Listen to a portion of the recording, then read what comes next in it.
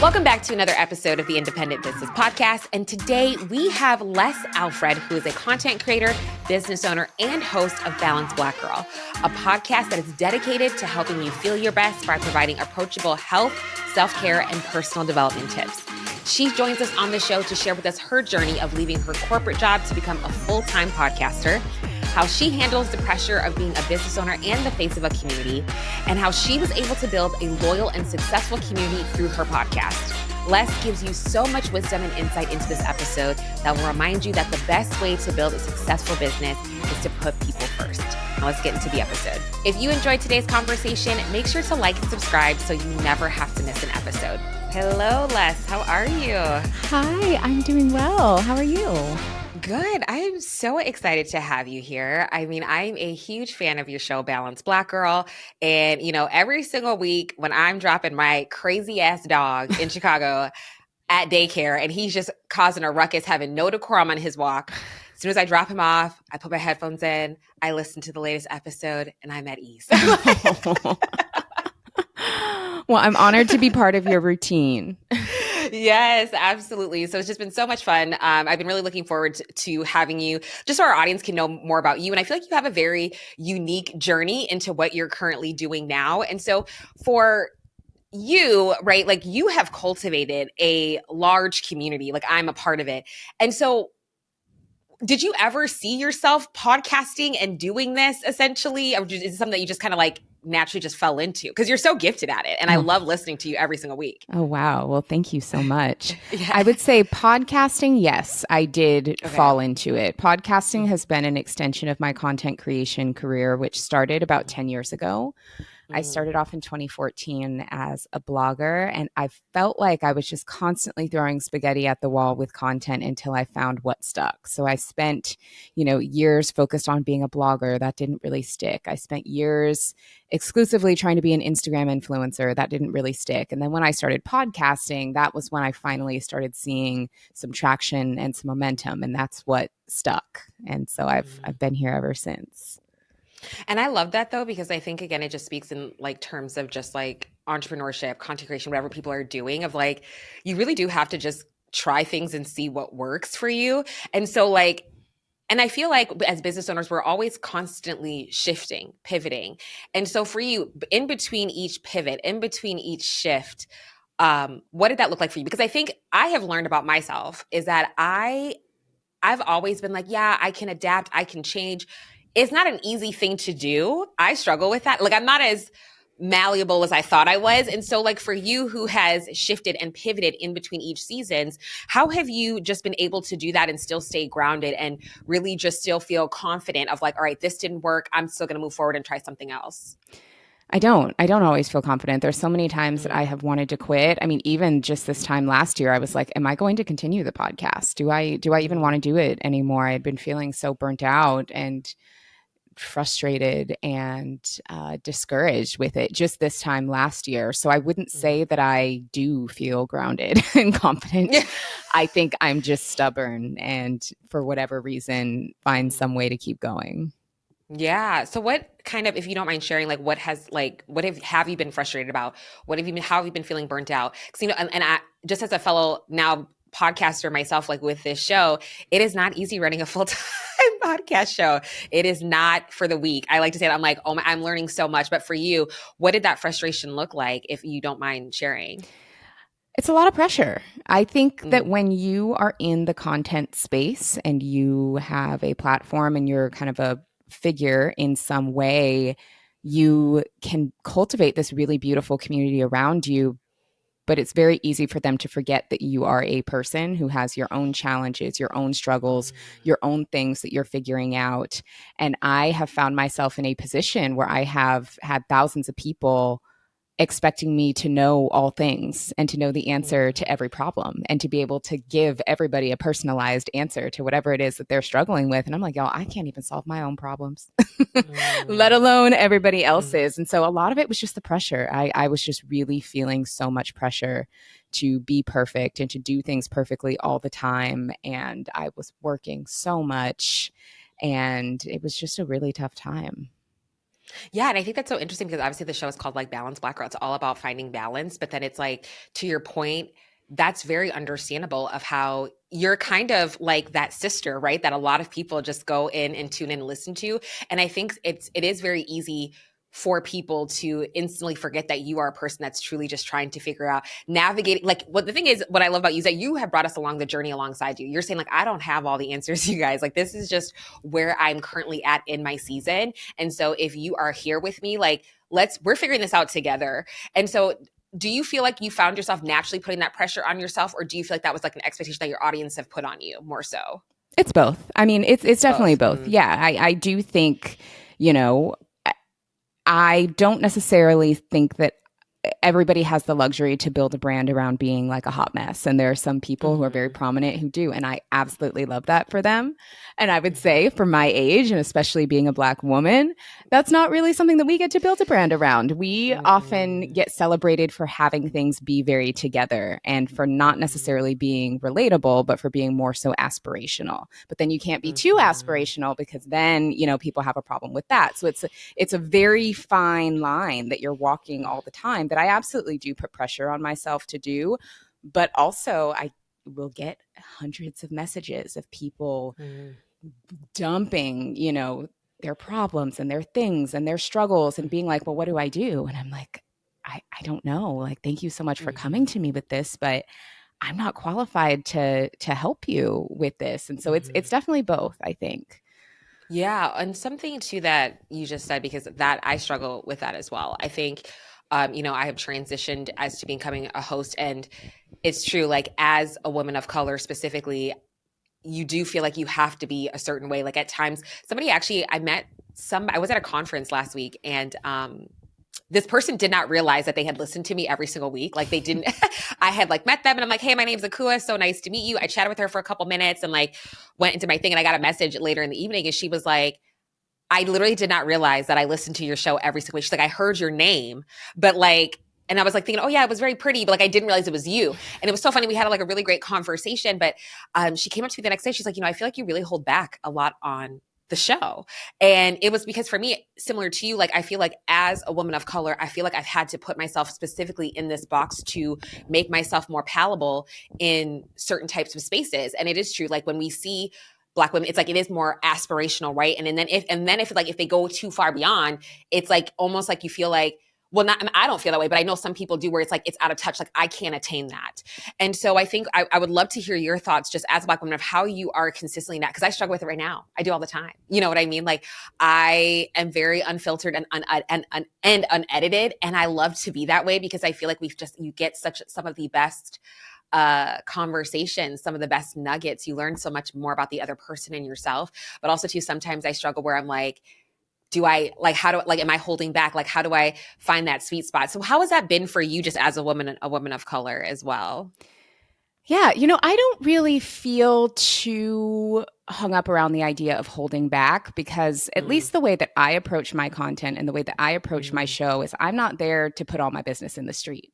I'm there to Yes. facilitate conversation. And if I have an Yep. experience that I think can be helpful for the audience that I choose to share, then Mm-hmm. I feel like I get to choose what that looks like and how much I share and how much I don't. But most of my show is interview based. And so I'm there to Mm-hmm. facilitate a conversation. I'm there Yeah. to share my platform with someone else to share their perspective. Or if it's a solo episode, I'm there to tell a story or to share some Mm-hmm. insight that I have. But I don't think that everybody is entitled to everything that I think or have experienced or had to share. And I don't really feel bad about sharing or not sharing what I'm not comfortable sharing. And I love that though. I think that's a really great reminder because I feel like as business owners, as we continuously, and I'm a storytelling strategist, I love leaning into storytelling. And I feel like that is something that I feel like as business owners, when we feel like we're putting out our content and we're starting to be maybe a little bit more vulnerable, I feel like sometimes we forget to honor ourselves in the process of like, not everybody's entitled to everything, and that is a-okay. And I think that's just such a good boundary just to remind people that in order to make a sale, in order to, grow your business, in order to grow your audience, that you don't have to sacrifice this pieces of yourself. Like you are whole and you are more than enough. And so even just you hearing you say that, I'm like, that's just such a good reminder for me to even take in today of like, what I give you is what I give you. And this is where I'm at. And you know what I mean? And again, I think it's great as a reminder, as you're just even as a content creator, building that content, that you are facilitating conversation. You are here just to share your experience. And if people don't relate, that's okay. And for the people that do, please stay. Let's figure this out together. And so that's just such a good reminder. And I think I just like even feel a little just like relief of like even in that content journey of just like having more fun with it and just, you know, honoring yourself and having those boundaries that I think are just so valuable. And so for you, as you have been walking through, like, you know, obviously last year you said you've been feeling burnt out and stuff like that. How have you been honoring yourself, even just besides of like, this is what I share, this is what I don't share, but how have you been honoring yourself to kind of, you know, feel more aligned now with what you're doing? I think it's a constant dance of learning how to set and reset boundaries. I don't think that Mm, there's ever any one thing that we can do, or we don't ever set a boundary one time and we're like, okay, that's good. Boundary set mhm, forever. It's perfect. So I'm still mhm, constantly learning about what boundaries look like for me, but a lot of it has been really self investment and mhm, pouring into and focusing on myself in ways that aren't always shared online. Something that mhm, I have mentioned is that I did recently go back to therapy, and I've been in and out of mhm, therapy for years, but all of my previous experiences with therapy were always when mhm, something like the alarm bells were going off. Like I was mhm, navigating a really tough breakup and I was in the thick of it, or I was experiencing loss and grief, or mhm, experiencing severe anxiety. So I would go to therapy when mhm, that happened. But I've never until recently gone to therapy when I felt okay, just to do some inner workout, just to work through mhm, stuff that I have been carrying and no longer want and want to kind of reprogram, just to kind of fine tune how I take care of myself. And that has been really transformational for me. But from a boundary perspective, I've had people ask a mhm. lot, well, what have you learned in therapy? Well, what are you and your therapist talk about? Well, how's that been? And it's like, I'm not going to post that publicly because No. why? Because why? Yeah. Yeah. Therapy is that like sacred time for you to talk about Right. Yeah. your personal things. And I think again, I think people can easily forget that. But I love what you shared that though, because that makes me think of one of our previous episodes that we were talking about business reset. And he was sharing similarly to you that you don't have to be going through some things in order to have a business reset, right? Like this is the time when things are going well, that you should be checking in with yourself, that you should be you know what I mean, really grounding yourself, however that looks like, right? Whether therapy or, you know, working out, whatever that is really just taking your care of yourself now, because when life does get difficult, when your business does get hard and you need that resiliency, you have now equipped yourself. You have the tools and stuff of how to navigate that. And I think again, like you just really just another testament to that of like you don't have to be going through something. I think like I feel like this is the better time, right? I feel like it's even harder because you have to do a lot more deeper introspect into yourself of like, because I feel like when you're walking through some things and things are going really hard, it is really easy to pull out of like, this is what the issue is. But when things are going better and things are going well, and you're like, okay, I feel like it's harder to kind of figure out like, just honestly how to navigate like what it is that you want to work through, what it is that you want to take from it. And so I think that's a really good point of again that no matter what season of business that you're in, especially if you're going through a good season, like lean into it, check in with yourself, reset if you need to, because again, like things shift and things pivot and things change. Something that I has really stuck with me of one of your past episodes, and I don't know who it was, but it was just so it clicked for me. Um, and she said, you know, I'm on assignment. This isn't something that like I think sometimes even in business we feel like, all right, this is it. When we're in our season, like this is it. This is the final thing I'm gonna do. This is it for me, and I'm gonna go, which I think is great. I just remember myself where there had been journeys in my business where I was like, this is it for me. Like, I know 1000%. And I went into it and it wasn't. And then I realized afterward that it was an assignment for me in this current season of what I needed to learn to be able to move forward. And when I heard that person, or if it was you, that I can't remember what episode it was, but it was so good. It absolutely clicked for me and totally pivoted the way that I think about my life and my business. And so what like I guess what are your thoughts on that? I guess more so because you Mhm. shared, I can't remember what you shared. It was so Yeah. dang good. Yeah. And for you, like every season, every pivot, has that been like an assignment? And how have you navigated through that? I think for me, I was so let down when I realized that, but also it was bittersweet. Like I was bummed because I thought this was it for me, but then I realized there was so much more that I had to walk through and just pivot in different seasons in my business. And so I asked you a lot in there, but Yes. but yeah, Happy to jump in. Okay, yes. So that episode was with Ashley Blaine Featherson Jenkins, incredible actress. She's also a podcast host of a beautiful podcast. And in that episode, we were talking about purpose. And I did say that I personally lean more into the idea of assignments than purpose. And I've also started creating some social media content around it, kind of saying the same thing. And it has really resonated with people. But that has been my biggest learning in my career is I don't feel like our jobs are a purpose, at least not for me. And for some people, they may disagree. They may feel like my business or my job or this company or this thing that I do is my purpose. And that is so great. And I love that for them. As somebody who is now in the middle of entrepreneurship, I've had tons of corporate jobs, I've done a ton of different things. I personally do not feel like my purpose as a human being is even something that needs to be defined or that can be confined to one job. Most of the jobs that I have had have been making PowerPoints and spreadsheets and writing blog posts. So that's my purpose, making spreadsheets with data that may or may not even be real in a cubicle all day. Like that's it. That's purpose. No, I think that, we get to decide what our purpose is. And I'm so much more focused now on having experiences and how my life feels and letting the feeling be a sense of purpose. And these different jobs, whether that is Balanced Black Girl or any other thing that I do in the future, are just assignments. They're ways for me to grow. They're ways for me to learn.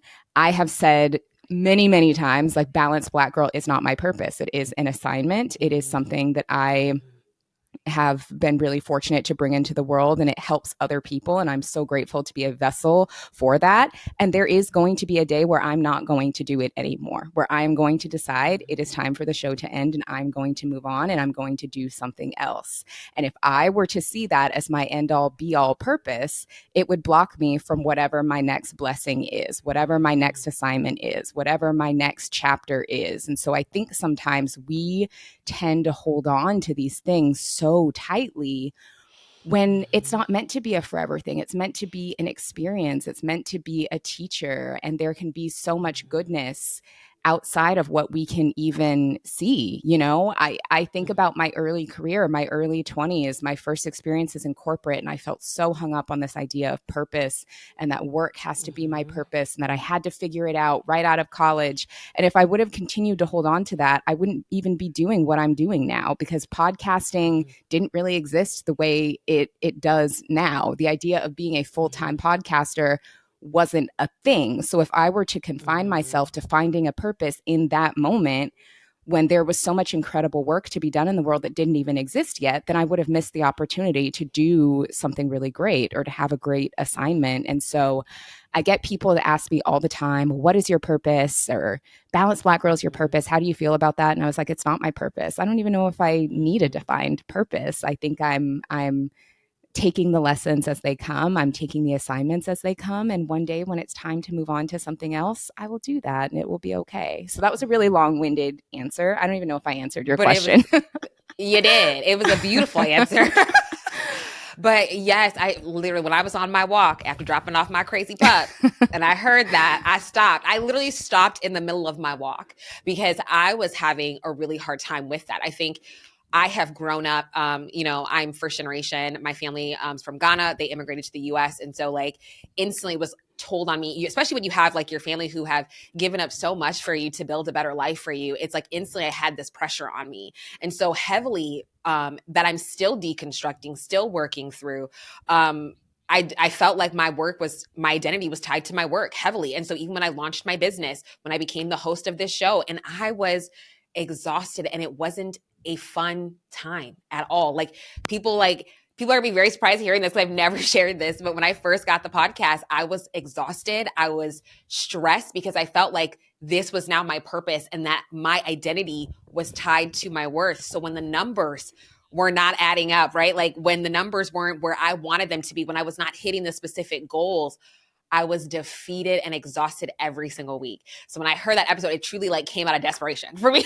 Like, you know what I mean? But I think it's just so important for business owners to really hear that, because truly like, and then I thought about my own journey in the past where when I realized once I finally had let go and just allowed what is to be, and how it had led me into so many different directions where I wouldn't even be sitting in this point here. So then I was like, okay, cool. This is an assignment for you. You don't know what's going to happen, right? Like my business, even in this current season of my business, this is an assignment. And so I was like, all right, now I'm just going to be a sponge and I'm just soaking up whatever, good and bad and the ugly, just soaking it up as much as I can, because I just was like, and now I'm having more fun. Now I'm having where like I'm having people like you on the show. We're just having like real life conversations about what this truly looks like. And this feels more aligned with me. And I think if I didn't hear that this was an assignment, that my purpose is not tied to my work. It is tied to like, you know, like we are multifaceted individuals. I don't think I would have been enjoying it as much as I do now. Yeah. Oh, I'm so happy to hear that. That's such a beautiful reframe. Yeah, 1000%. And so like, that's why I was like, y'all go listen to the show. Like, I'm even saying that just in general. I'm gonna put in a shameless plug. I have no shame. Like it truly, because I think it was just such a good reminder that again, like our purpose is more than that. And even with you, if something like you have built this very large community and you're like, I have no problem hanging it up. And I think sometimes as business owners, I've had personal conversations with other business owners, they have a huge community and that pressure that you were talking about, they also feel it. And even the thought of them hanging it up, it's like, absolutely not. And so I think just overall, I think just detaching, how have you been able to just really detach from a lot of these things, right? That I think naturally us as human beings, we find ourselves that our worth is tied to it. How have you just been able to attach and just be detach and just be like, you know what, this is the journey. This is just what I'm leaning into. I think a lot of it has been watching other people that I admire do that in their perspective careers, you know, from a very young age. Like Oprah has been one of my biggest aspirations. And when I was younger, like I wanted to be Oprah when I grew up. And I remember what a big deal it was when she ended the show back in 2011, 2012. I mean, she'd spent almost 30 years on air with this amazing, iconic show and decided to step away to create her network and to focus on other things and to pour into herself and her life and to garden. And seeing examples like that, or another big inspiration for me is Issa Rae. And when it was time for Insecure to end, for her to focus on other things, she did it and ended the show and walked away from it to do other things. Or I think about people like Elaine Welteroth, when it was time to leave Teen Vogue and to do other things, that is what she did. So seeing so many examples of other people who I really admire and look up to know when it's time to close a chapter and move on to something else. Also, by the way, Balanced Black Girl's not going anywhere anytime soon. It's not. Yeah, it's not no, now, but at some point it will. Yeah. I plan on, continuing it for quite a while. But when I do get that call or get that pull to move into a new chapter, I have no problem doing so because of the examples of the women who I just mentioned, seeing them be able to step away from these iconic things to step into other assignments and do other things just gives me permission to feel like I can do the same. Yes, and I loved all of those examples because like Oprah and Issa Rae, and at times like we all know Oprah, but because everything else that she has built outside of the talk show, I forget that she had a talk show. Exactly. You know what I mean? Like I now realize, and like only time I remember it is when it's like the funny gift where it's like you get a car, you get a car. You know, that's the only time. But it's so true. Like we are, yeah. Like now I think of her beyond that. And so how she's been able to just pivot. And same thing with Issa Rae. Like she was known for, we all loved Insecure every time on HBO, but she did such a beautiful way to end the season. And now all of her other projects that we all support. And so I think that's just such a great reminder that the permission is that if you feel called to do something else, it is okay to step away and do something. And I think of the same thing of just even with me, the former host, Natalie, who had the show and then gave it to me because she felt called to do something else and I felt called to do this. And I think it's just such a beautiful journey of life and entrepreneurship that you don't have to hold on to things so tightly, because sometimes you'll miss the opportunities that await you on the other side. So just like let go and enjoy the journey. Oh, And yeah. um Can I oh, add sorry, in go on. really Yes. quick? Yeah. I think even a more personal example of that was my initial platform. I initially started off as a blogger. I created a blog, The Balance Berry. That was how I got my start in content. And for a long time, I knew that that platform wasn't really the thing, but I kept doing it thinking, Mm-hmm. okay, I'll stop and I'll quit this when I get a better idea. And finally, I just had to pause. I had to walk away from it, sunset the blog, and just walk away from content altogether for a while. And then during that time away was when I got the idea for Balanced Black Girl. So sometimes you also have to be willing to pause without knowing what the next step is so that that next thing can have room to come in. Yes, that is such a good point. And for you, because you said, like, how did you know when to pause? Like you said, you were doing something that just wasn't working. Because I think I know somebody's going to ask that question. Like, I don't know how exactly when they know when the right time is to pause. But I think of myself of when I took a break from my business for a year, and I still had clients on retainer, so I was still getting an income, but I wasn't taking any one-to-one work. I stepped away, and I just remember the things for me of this was the time for me to do that. I just more so for me listening a lot to my body, like if I felt like, all right, I'm starting to do this work, I'm not finding the joy in it, I'm not exactly enjoying it, I'm starting to resent it, I'm feeling burnt out. I loved my clients, but the work just did not light me up. And I was like, all right, I need to step away. So for you, how did you know when it was the right time to pause? I mean, at that time, it was pretty easy because it wasn't that successful. Yeah. It's not like I was making money. It wasn't like, Yeah. I'd had a small community at that Yeah. point, but it wasn't going to be devastating if it went away. And so Yeah. a lot of it was just my own stubbornness of being like, this is not working. This is not serving you or really anybody else.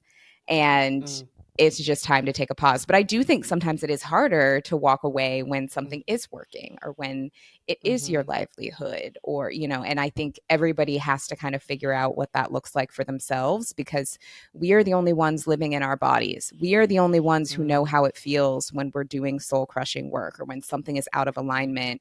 And I think sometimes we get so caught up in wanting all of this advice from other people, but you're the only one living that experience. And maybe you can hear stories of other mm, people, but ultimately, you are the one running your business. You are the one with your mm, responsibilities and your finances. You are the only one living your life. So, how do you want mm, your life to feel? It doesn't matter how I felt or what I did. Like, mm, what do you want? What feels good to you? What doesn't feel good mm, to you? And mm. learning how to check in with ourselves about that is really, really important. Very important. And a question that I always ask myself of checking in, I always say, like, am I going to be able to sleep at night with the decisions that I have made? That's something I ask myself every single time, whether it's taking advice. Like I think of my friend Laylee, she always says, take what you need. And so every time I'm, consuming some type of content, certain things I don't agree with and I leave it there, and other things I take with me. And I always ask myself, like, Akua, are you going to be able to sleep at night with the decisions that you've made during the day? And if the answer is no, then I don't do it. And if the answer is yes, I push forward. And I think for me, that has been such a game changer. So when people come to me of like, even with business or asking them what to do, I'm like, look, I can tell you what to do, but I always say to them, are you going to be able to sleep at the end of the night with whatever your decision is? So I think that's just such a good reminder of like, we get so caught up and with what everybody else is doing and thinking like, okay, well, this worked for them, so this has to work for me. But it's like, that's not necessarily true. So it's like, again, like honor yourself, check in with yourself. So love that. A question that I want to know for you is you have cultivated this community. What does community look like to you now? I think for you as Balanced Black Girl continues to grow, and how do you see your community evolving? Or, I think again, like, did you anticipate? I've asked you so many flipping questions into one so many times, and I'm like cackling at myself. I'm like, okay, well, you're about to throw 2, 3 questions at her. Sorry, let's just rewind it. But so what are your, like, how do you see your community evolving? What have there been any, I guess, key moments that you have seen in your journey where you're like, all right, like I'm on to something here in terms of building a community. Let me lean more into that, to where it's just like have built a very thriving community where you guys really support each other, honor each other. What does that look like for you? I think what I created with Balanced Black Girl, and I didn't realize that this is what I was doing at the time, but I had the community in mind before I did anything else. So I get Mm-hmm. asked every day about advice for podcasting, people who have Mm-hmm. podcasts, and they say, how do I get more listeners? How do I grow my show? How do I get people interested in what I'm saying? And I honestly don't really know necessarily what to tell people, because I feel like when you have that approach, when you put a show out there and then you're trying to get people to care about it, you're almost doing it backwards. When I came up with Mm-hmm. Balanced Black Girl, the first thing I identified is who is the listener. So my initial group of listeners who I had in mind were millennial women of color who were interested in wellness but didn't have anywhere else to get wellness content that they felt applied to them. That was the very, before I even sat down to record an episode, I knew that was who I was talking to. So while, Mm-hmm. yes, I have had to do a lot of work to grow my show, the people who met that description, the second they heard my show, they knew this is what I've been looking for, and they were able to rally around it. And I think that the community has been really organic because I created it with the community in mind, as opposed to just saying, I'm going to Mm-hmm. put stuff out there and I'm going to talk about stuff and hope that I can get people to care about it. I figured out who the people were and what they cared about, and then I Mm-hmm. started talking about what they cared about. Yes. Oh my gosh. And facts, because I remember I don't remember what the first episode was that I listened to years ago. And I was like, I was one of the people where I was like, this is it. This is what I'm looking for. As like, because, in certain wellness spaces, like there just wasn't the representation. I felt like certain things just didn't apply to me as a Black woman. And when I heard you, and I don't even remember what episode it was, but I just was like, this was it. But I think again, it speaks to like, you have to put people first, like, right, coming from a place of service, right? Like, I think that's what's so, so key, especially for podcasting, because it is not an easy thing to build a show. And that is something I have learned. If you want to build a sustainable show, you have to center people. And I think for me, even you just even like affirm that even for me, where I was like, I have to let go. And I'm like, I just want to think of the business owners, and I just want them to hear these stories of these other entrepreneurs that are with them, that are in their journey. And it has led to something just being such a much more fun thing. And then also too, like just how, and I see it in the community of how you've been able to organically build, is just like putting people at the center and honoring them. And like, this is the content that I'm building it for. And so as you continue to evolve, as your podcasting grows, what are some of your hot takes, I guess, in like community entrepreneurship, podcasting?